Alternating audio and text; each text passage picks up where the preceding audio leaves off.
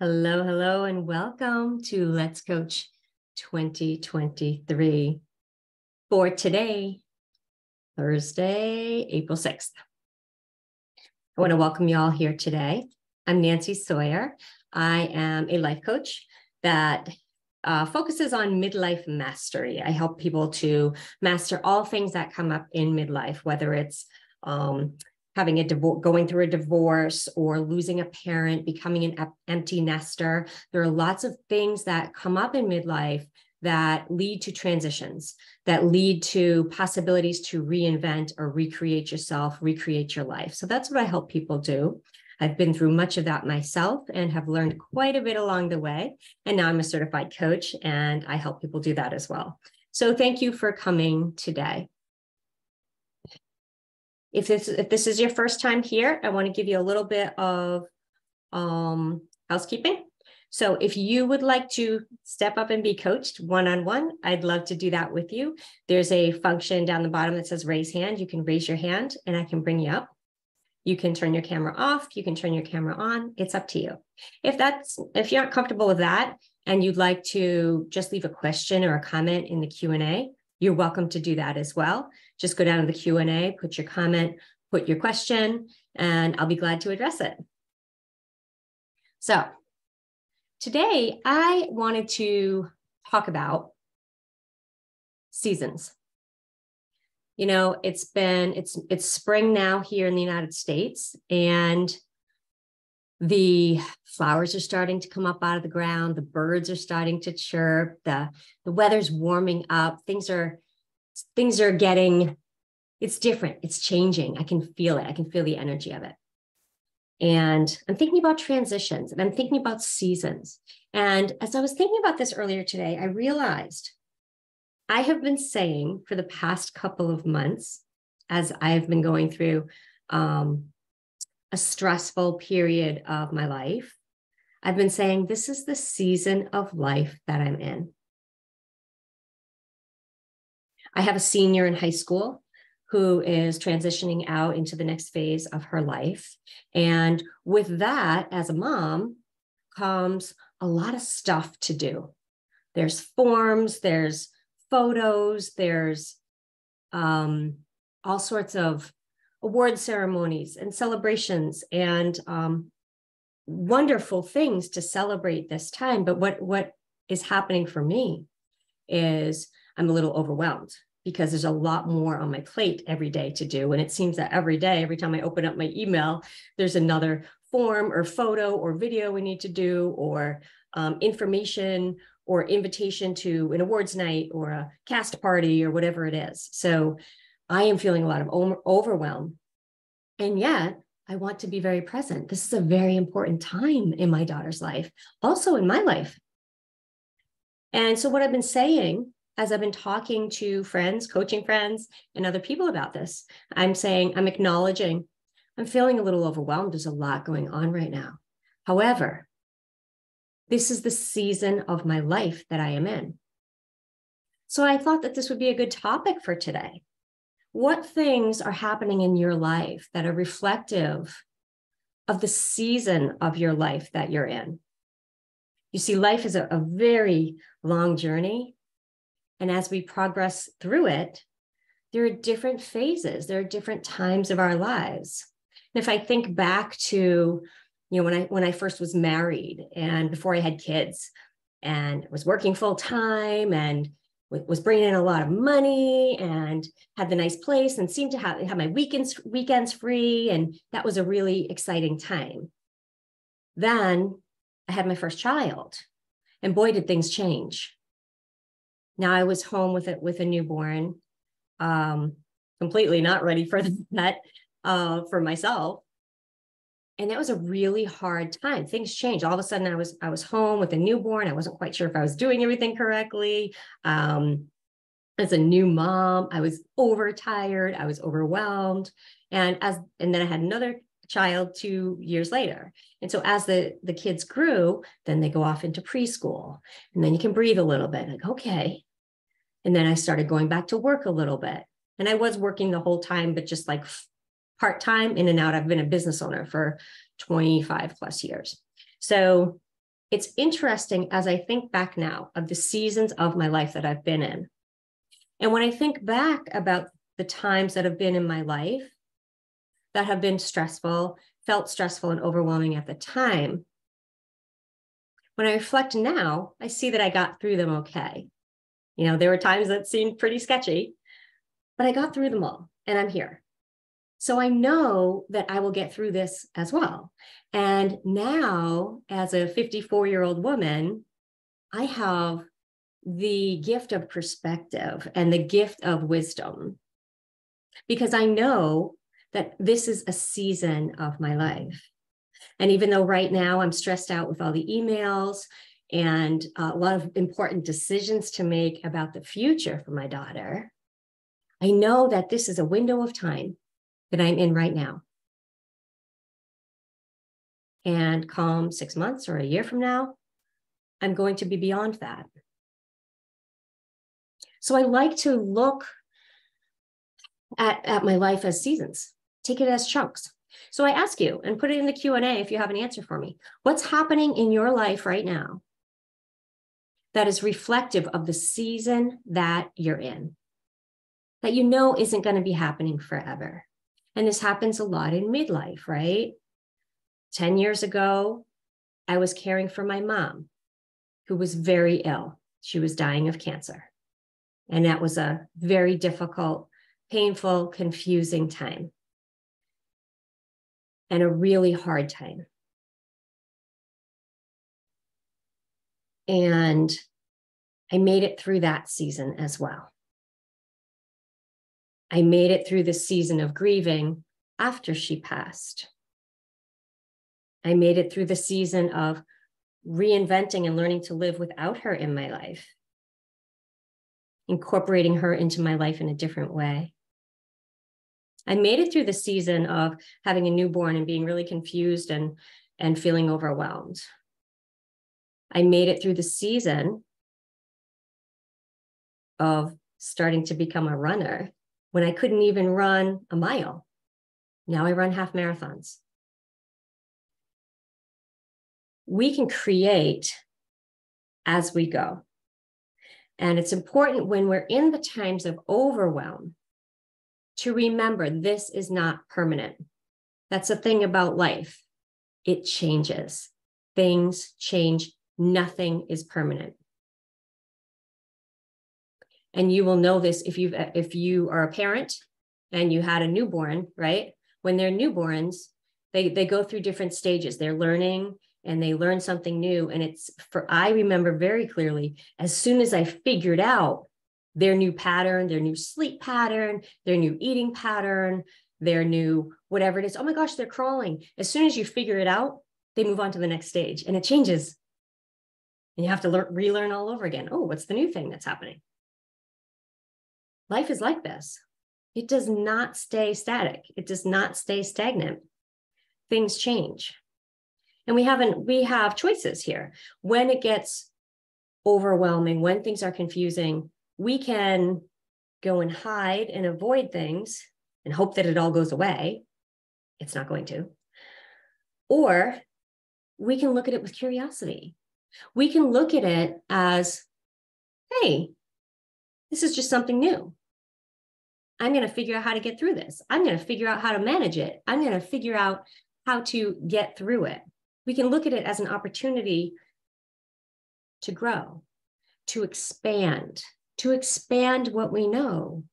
There is always more to learn. And so as we approach these new seasons of life, if we look at it with curiosity, what's coming up now? What new opportunities are here now?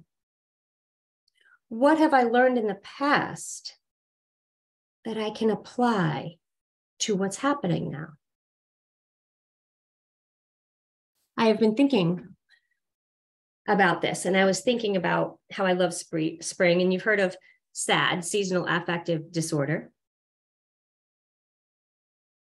And I wonder if that applies to seasons of life as well. You know, seasonal affective disorder is when in the wintertime, when there's less light, we're inside a lot more, people tend to get a little more depressed, be a little more down, right? I wonder if there are seasons of life that can also bring that. I'm in a season now of grieving. If you've been on with me before, you may have heard me mention this before. I lost a dear friend 2 months ago today, actually. I just looked at the date. And so it's been a season for me. It's been a season of learning to live without someone that I love, of understanding the impact that they had on my life and having gratitude for that. And also processing through grief and sadness that there won't be more times in the future that I can spend with them. So this season for me has been a little bit heavier. It's been a little bit more down. But I'm coming out of it. And I also know when I talk to my clients, I talk to a lot of clients that I work with, they're going through difficult things. They are going through maybe just having come through a divorce, or maybe experiencing a divorce, or having just lost a parent, and understanding how that really just kind of shakes the foundation underneath your feet. Or they've become empty nesters. Their children have left the home, and now they're saying, this is completely different. What's happening? And when we get confused and things change, it can seem kind of dark. And so I often say, you're in a tunnel right now. You're just in this tunnel. You're going to come out the tunnel. You're going to come out the other side. But while you're in the tunnel, it's important not to focus on the darkness of the tunnel. It's important to focus on the light. Find the light in the tunnel. If you envision yourself in a tunnel, right? And you look up, there might be some cracks where the sunlight comes through. Seek the light. And what that means is find the good things in today. Find the things that you love. Find the things that you're grateful for. Reach out to a friend and tell them how much you care about them. Tell them how grateful you are to have them in your life. Show gratitude to the universe, to God, to whatever, to source, whatever terminology works for you. Be grateful that you're here. Seek that light and acknowledge the light that is in your life. And that helps to get you through the tunnel, because you'll come out of that tunnel and then it'll be in the bright sunlight again. There is a comment here that I'm going to just address. Ooh, it's a question. Okay. Can there be seasons of trust or distrust for other people? I find that I can't forgive and trust this one person anymore. That is a great question. Let's explore that. Can there be seasons of trust and distrust for other people? Well, I would say yes. If another person is participating in behaviors or has done something to betray your trust, has done something that's damaged the trust you have in them, then absolutely that level of trust can go way down. The question is, how do we build that back up? Are you interested in building that back up? Are they interested in building that back up? So I think that if you say you can't forgive, that sounds like someone has done something that has hurt you or betrayed your trust. So once that's done, there's damage that's done.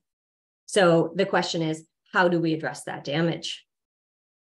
Sometimes when people hurt us, they say, I'm sorry, and then they keep doing the same things.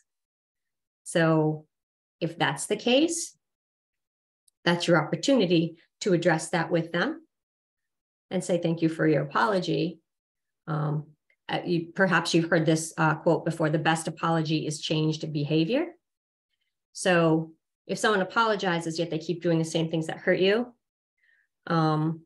that's for you, your opportunity to say to them, thank you for saying sorry, yet you're continuing to do the same behavior that hurts me, right? It is all about communication. So that's your opportunity to address that. And then that person has the opportunity to say, yeah, you're right, I'm going to change that behavior. Or they might say, nah, I don't agree with you. Or they might say, I'll change the behavior, and then they don't change the behavior. So here's the thing. Here's the thing about life. You need to honor you. You get to honor you. You have the opportunity to honor you and what you deserve. And so people will treat us the way we allow them to treat us. So if we allow someone to hurt us, betray our trust, and they say they're sorry, and then they do it again, and we still stay and we don't address it, that's on us. All right. So this is your opportunity to address it with the person. Okay. Now, that's one side of things. If they continue to exhibit the same behaviors and they're not changing, then it's on you to say, I don't deserve this behavior, and to walk away or make whatever decision it is that you need to make that honors yourself and what you deserve. And I know these decisions are hard. Here's the other side of that coin. If someone has upset you, hurt you, betrayed your trust, you talked about it, they apologized and said, I will change my behavior, or they realize, oh, geez, that was really not kind of me, I won't do that again. If they have changed their behavior or acknowledged their behavior and have improved, and you can't forgive, that's something going on with you. Okay? That's something that's going on within you that you're going to need to address. If you're holding on to a grudge, if you hold on so long, and that's something that may be past trauma that you haven't dealt with. So you're going to want to dig a little bit deeper there on what's going on. Does that make sense?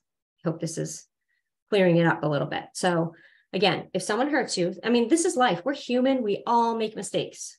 We can have great intentions and still do things that hurt other people. If someone else is doing something that hurts you, you have the opportunity, it is your opportunity to address it and say, this is hurting me. Can I talk to you about this? This behavior that you're doing, or this thing that you did, has hurt me, and here's why. Here's how it affected me. And then once you say your truth, you speak your truth.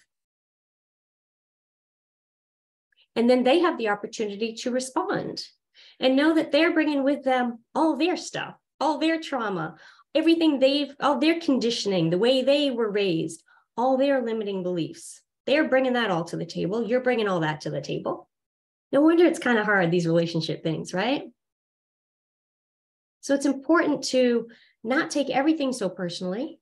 Take a step back and observe what is actually happening here. What's happening inside of me if they're apologizing? Why can't I accept the apology? Why can't I forgive it? Do I have problems with trust? Do I struggle with trusting people because of something that happened? Maybe it's back from your upbringing. Maybe it's a prior relationship that where you were hurt.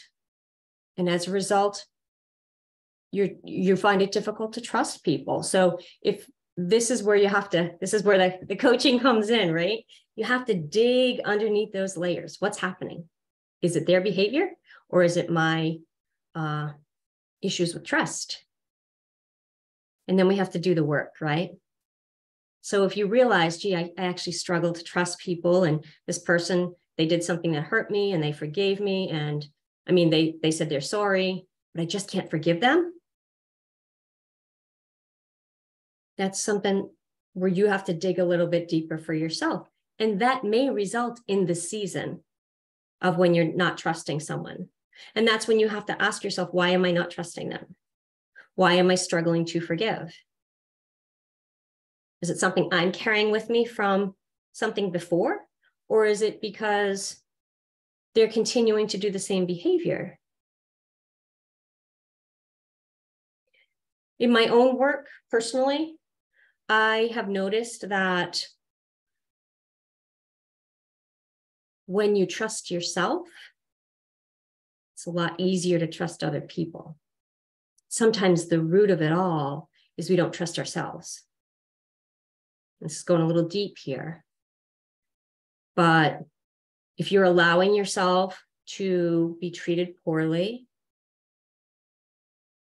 if you're allowing bad behavior from, behavior that hurts you, from spouse, from a great friend, from someone in your family, if you're allowing that and you're not sticking up for yourself and saying, this is not okay, that leads to us not being able to trust ourselves because we're not sticking up for ourselves. We're abandoning ourselves because we know that behavior is not okay.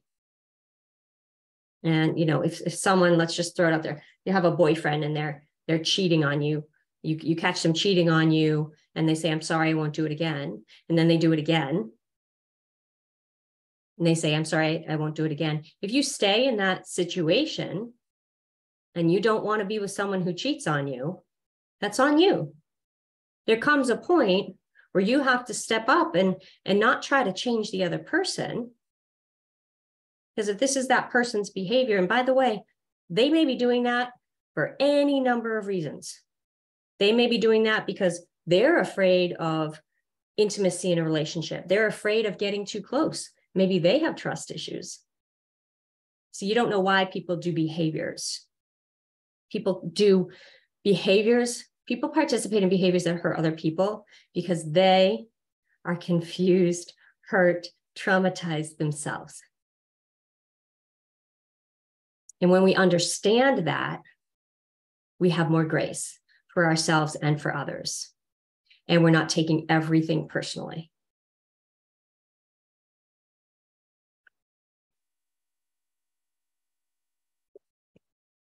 So yes, there are seasons, of distrust. There are seasons of where things are going great. And then there's some hiccups. And what happens with the hiccups isn't as important as what happens with the repair. What happens after something goes wrong? That is the true indicator of the longevity of a relationship, okay? Are we able to communicate with each other? Are we able to express how I felt when you did this? Am I able to take responsibility for my part in the hiccup, in what went wrong? A big part of it is acknowledging that we all have a part to play, right? So I hope this is helpful. But yeah, I think there are definitely seasons. There are seasons based on, again, when you have children, if you're moving to a new place, if you're changing jobs, if you're changing careers. Sometimes things are a little bumpy for a time. But how you communicate in that relationship with whoever it is that you're in the relationship with, whether we're talking your sister, your husband or your wife, your boss, your coworker, whatever type of relationship it is, there are things that get bumpy. Life isn't all smooth sailing because everything changes. So as things change, that's our opportunity to step into a new version of ourselves, to stretch ourselves and to grow. Am I showing up for this? Or am I just going to get mad and angry and say, I don't forgive you? Or start complaining because things are changing? Happens at work a lot. Maybe a new manager comes in, or there's a new CEO, or there's a new director, and they want to change things. Maybe you've been working there for 5 years, maybe 10 years, maybe 20 years, or 30 years. And the new director comes in and wants to change everything. Things get bumpy for a little bit. And that is your opportunity to say, wow, this season isn't going to last forever. there's a new director here. They're changing things. They're changing some policies. They're changing our systems. So my opportunity is to embrace that and say, hey, maybe this will work better. Yeah, there's a learning curve. Might be a little inconvenient for a while, but maybe this will actually work better. How can I help? How can I be part of the solution? Or we can choose to say, well, this is dumb. I don't like that. I like the way we've been doing it. Why do they have to change it up? Right? So we have an opportunity how we show up to every day, to every interaction, to every season of life. Are we going to show up with curiosity and, yeah, I got this. I can get through this, even though life's thrown some lemons my way. I'm going to make lemonade. And I know that eventually it'll settle down. And by the way, when it does settle down and everything is going great, that's when we're going to celebrate. That's when we're going to be really happy. We're going to express gratitude. We're going to express gratitude all the time, but especially so in those moments. Be grateful for those moments of peace, those wins when things are going well. Celebrate them. Find them in the everyday, especially during our sad seasonal affective disorder days, right? You're still good. Even when life is throwing you crap, there's still a lot of good. So what can you acknowledge today that is good? Even when you're in a season, in a space of maybe distrust or trying to figure out how you can forgive someone. Can you focus on some good things about that person? I'm going to share with you a quick little story.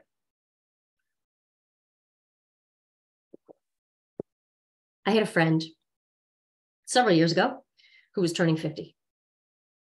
And I thought, what a great gift would be. This was like about a month. I knew her birthday was coming up. And I was like, I know what I'm going to do. I'm going to send her a list of 50 things I love about her. This is a dear friend of mine. And I was like, I'm going to send her a list of 50 things I love about her. And I knew she would be delighted by this gift, by the way.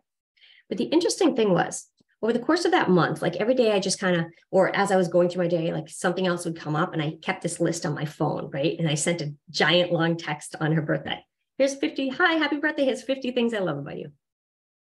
But in that month before, when I had that idea and I was focusing on all the stuff that I love, it like made me love her even more. And this is a dear friend who I've had for years, right? She's like my soul sister. And it made me understand. I was like, oh my God, she's amazing. What if we focused on good things about other people? What if we focused, especially when things are maybe a little on shaky ground? What if in this season of my life full of overwhelm, I focused on the good, the things that are going well, the opportunities that are coming up with all these new emails that leave me overwhelmed. But you know what? This is another award ceremony we get to go to. This is another way to celebrate. So what if we shift that? We shift that mindset and focus on the good. We get to experience the life we want by creating that every day. So we create our experience. And we create that by how we speak, what we focus on, and the way we show up. So I invite you today to show up with all the newness and beautiful, beautiful pieces of spring, right? It's bright, it's new, it's happy, the birds singing. How can we show up like that to our everyday and to every interaction? Okay. Thank you for joining me today. Thank you for joining me for Let's Coach. This has been wonderful.